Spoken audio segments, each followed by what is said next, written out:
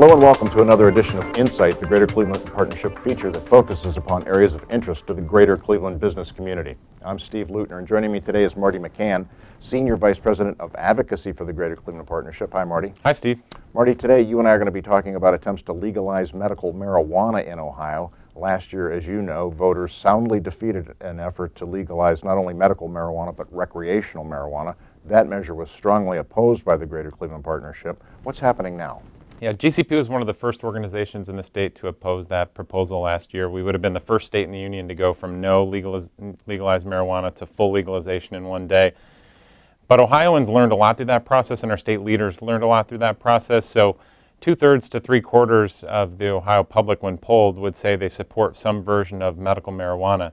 As a result of that, there are two groups right now that are moving forward with ballot initiatives to try to get on the November ballot to legalize some form of medical marijuana. Their proposals are slightly different, but regardless, they would need to get slightly over 300,000 signatures in a pretty short period of time between now and July, early July, to qualify for the ballot, and that's a difficult task. We're not sure if they'll make it there, but they're starting to hire consultants and sort of get active in that space. And while that's going on, while these two groups are trying to get an issue or issues on the ballot in November to legalize medical marijuana, there's also movement or efforts within the Ohio legislature to do the same thing. Tell us about that. Yeah, just last week, House leaders introduced a bill to legalize medical marijuana and to create a marijuana control commission that would promulgate rules going forward on how this would actually really take shape.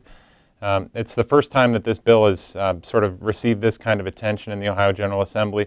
We're hearing it'll probably move quick over the course of the next couple of months with the goal of getting it to the governor's desk sometime this summer. But it's really the state leaders trying to say that the space to do this best is in the legislature, not on the Constitution, because we can make some changes and modifications if it's in the Ohio Revised Code, but if it's locked into the Constitution, it becomes a lot more difficult should we have any problems down the road. Now, the Greater Cleveland Partnership has not taken a position on any of this right now. Its main concerns through all of this has always been from the perspective of the employer, what this might mean for the employer, right? Absolutely. We've worked with our Ohio Chamber partners from across the state in Columbus, Cincinnati, and a lot of the other chambers to develop some language that we've asked the state leaders to include in their bill that would clarify the role that employers have in this space and the ability of employers' rights with regard to marijuana in the workplace, for employees, et cetera, that we think were, frankly, pretty ambiguous in the proposal that happened last year. Mm-hmm. We haven't taken a position on whether it should move forward or not, whether the medical marijuana should move forward, but we thought if it does, we wanted to make sure that employers were protected in this space.